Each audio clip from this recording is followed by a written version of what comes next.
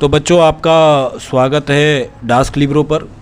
छठवां प्रश्न है डीएनए ब्लॉक से कि प्रथम संक्रमण श्रेणी के ऑक्सो धातु ऋणायन, ऑक्सो धातु ऋणायन से हमारा तात्पर्य है कि ऐसे धातु ऋणायन जो ऑक्सीजन के साथ बने, जैसे हमारे पास है KMnO4, तो यहाँ MnO4 माइनस ये ऑक्सो धातु ऋणायन है।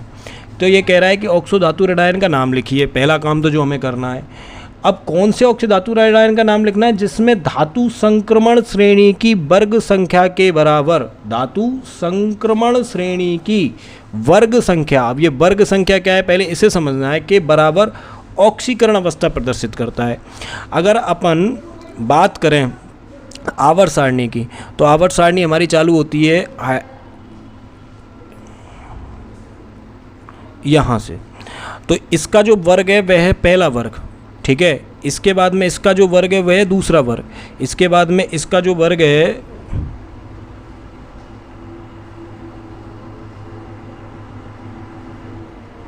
तीसरा वर्ग, इसके बाद में हमारा जो चौथा वर्ग है वह ये, फिर पांचवा वेनेडियम, छठवां, 1 सेकेंड मैंने नीचे लिख दिया ये, अरे भाई साहब इरेजर,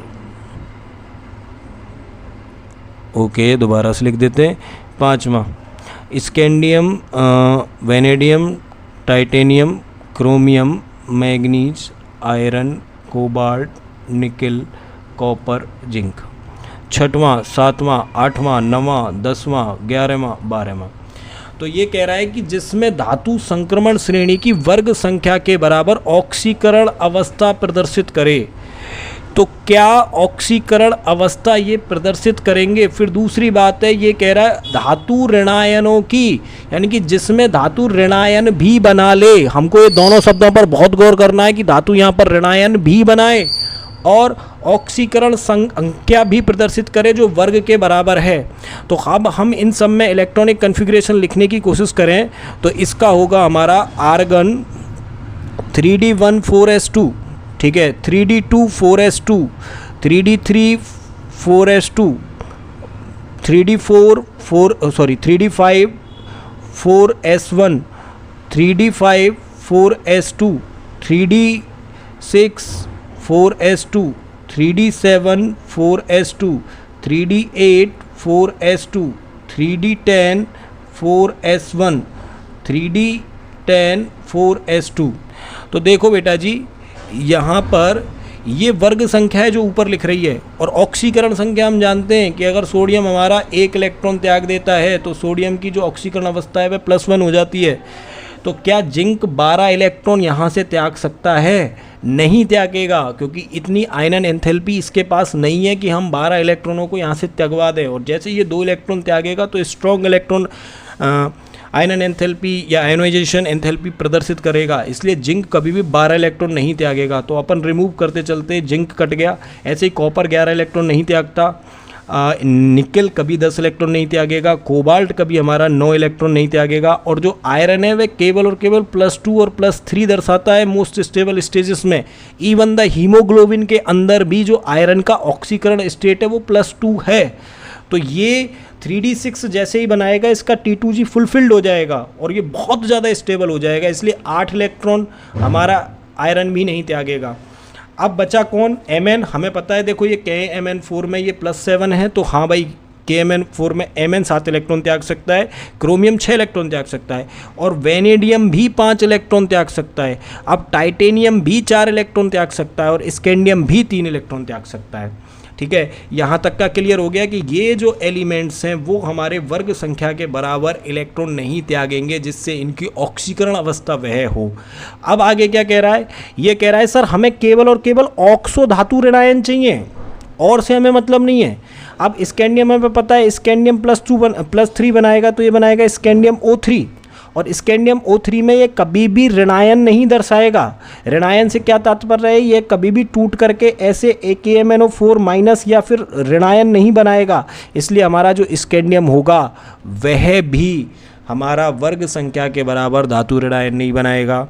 ऐसे ही जो हमारा टाइटेनियम ऑक्साइड है, टाइटेनियम ऑक्साइड भी हमारा ऋण आयन नहीं दर्शाता। टाइटेनियम ऑक्साइड ऋण आयन कब दर्शाएगा? जब टाइटेनियम O3- बनाएगा, और जब टाइटेनियम O3- बनाएगा तो इसकी जो ऑक्सीकरण अवस्था होगी वो +6 हो जाएगी, और 6 तो इसके पास इलेक्ट्रॉन ही नहीं है जो ये +6 ऑक्सीकरण अवस्था दर्शाए, इसलिए हमारे पास टाइटेनियम भी कट गया। अब बचे कितने? बचे हमारे पास 3, एक वेनेडियम, एक क्रोमियम और एक मैग्नीज। ये तीनों ही हमारे राइट आंसर हैं। यहाँ तक समझ में आया? प्रश्न को पढ़ो, प्रश्न को समझो। प्रश्न बहुत अच्छा प्रश्न है। बात यह है कि जिसको प्रश्न समझ में आ गया वो क्वेश्चन को सॉल्व कर लेगा, जिसको प्रश्न ही समझ में नहीं आया उसको क्वेश्चन सॉल्व नहीं होगा। तो ये क्या कह रहा है? प्रथम संक्रमण श्रेणी। लो साहब हमने प्रथम संक्रमण श्रेणी लिख दी। लो साहब लिख दी हमने। बोलो जी लिखी या नहीं लिखी? स्कैंडियम से लेकर के नहीं है, और हमने जिंक तक प्रथम संक्रमण श्रेणी, हमने जिंक को भी शामिल कर लिया, कोई दिक्कत नहीं है। कॉपर तक ये प्रथम संक्रमण श्रेणी। फिर ये कह रहा है कि ऑक्सो धातु ऋणायन, यानी कि ऋणायन बनाए। वो क्या बनाए? ऋणायन। और किसके साथ? ऑक्सीजन के साथ। ठीक है, का नाम लिखिए भाई साहब, कौन सा बनाएगा उसका नाम लिखिए। जिसमें धातु संक्रमण श्रेणी की, जिसमें धातु संक्रमण श्रेणी की वर्ग संख्या के बराबर। अब वर्ग संख्या कौन सी है? जिस वर्ग संख्या में आवर्त सारणी में वह आएगी। तो पहला, दूसरा, तीसरा, चौथा, पांचवा, छठा, सातवां, आठवां, 9वां, 10वां, 11वां, 12वां। ठीक है, ये हमने इसकी वर्ग संख्या लिख दी। के बराबर ऑक्सीकरण अवस्था प्रदर्शित करे। अब हमारा कॉपर कभी भी 11 प्रदर्शित नहीं करता। कॉपर +2 से ज़्यादा देखा नहीं गया है जनरली, सामान्यतः 99.99% केसेस में +2 बनाएगा। कॉपर सल्फेट, कॉपर ऑक्साइड, और ना जाने कितने हैं, कॉपर क्लोराइड, ऐसे बहुत सारे एलिमेंट्स हैं जो +2 से ज़्यादा नहीं जाता। तो यहाँ तक के जितने भी एलिमेंट्स हैं वो हमारे क्या बिल्कुल सिरे से खारिज हो जाएंगे। इसके बाद में ये क्या कह रहा है? इसके बाद में ये कह रहा है कि भाई साहब धातु ऋणायन, स्कैंडियम देखो 3 बनाता है, लेकिन जैसे ही स्कैंडियम क्या बनाएगा? O4 बनाएगा, तो इसकी जो इलेक्ट्रॉनिक कन्फिग्रेशन है उसकी वजह से इसकी जो संयोजकता है वह +5 हो जाएगी।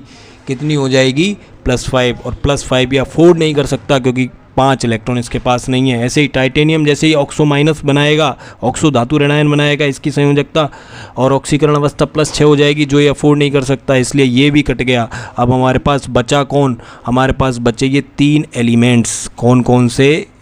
वेनेडियम, क्रोमियम एवं मैग्नीज। ठीक है, तो आंसर लिखते हैं। तो पहला हमारे पास हो गया वेनेडियम। इसकी जो समूह संख्या होगी, इसकी जो समूह संख्या है वह है 5, और ये जो आयन बनाएगा वो आयन होगा BO3-। इसको कहेंगे वेनेडेट। ठीक है, और इसकी जो यहाँ ऑक्सीकरण अवस्था है, इसकी जो ऑक्सीकरण अवस्था है वेनेडेट के अंदर वह है +5। देखो समूह संख्या और ऑक्सीकरण अवस्था बराबर हो गई, और आयन जो बनाया इसने वो था वेनेडेट। इसके बाद में क्रोमियम। क्रोमियम की जो समूह संख्या है, समूह संख्या है 6, और ये जो आयन बनाएगा वह बनाएगा CrO4 2-, और इसको बोलते हैं अपन क्रोमेट आयन। क्या बोलते हैं? Chromate ion. और इसकी जो ऑक्सीकरण संख्या है, इसकी जो ऑक्सीकरण संख्या है वह है +6। इसी तरीके से इसको यहाँ लिख देते हैं। इसी तरीके से जो हमारे पास अगला है, अगला क्या है? अगला है हमारे पास Mn। जो तीसरा है वह है आया हमारे पास Mn। इसकी जो समूह संख्या है, समूह संख्या या वर्ग संख्या, ठीक है, यहाँ पर भी अपन इसको वर्ग संख्या लिख लेते हैं। समूह को अपन क्या कह देंगे? वर्ग संख्या। क्या कह देंगे? वर्ग संख्या। तो इसकी जो वर्ग संख्या है वह वर्ग संख्या कितनी है? 7। और वर्ग संख्या में जो ये आयन बनाएगा वो बनाएगा MnO4-, और इसका नाम है परमैंगनेट, परमैंगनेट आयन।